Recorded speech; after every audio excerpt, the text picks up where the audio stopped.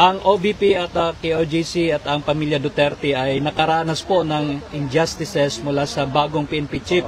So in this connection, ma'am, ano po ang inaasahan ninyong magiging sitwasyon sa Pilipinas sa ilalim ng bagong liderato ng PNP?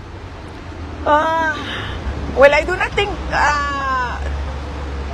magiging mas maayos or mas maganda ang ating bansa, no? Unang-una, doon na lang tayo, no, sa pagpili ng Speaker of the House of Representatives. Na noon ko pang sinabi na bakit ka naman pipili ng Speaker of the House of Representatives na implicated in a bribery case on record in a case in the United States. So, yung pa lang kaduda-duda na diba? Parang, pag alam mo kaagad na ganun, hindi mo susuportahan yan as Speaker of the House of Representatives. In the same way, na merong recent findings ang Senate of violations of law of this police officer. So, bakit mo naman gagawing Chief of Police? So, masyadong sketchy yung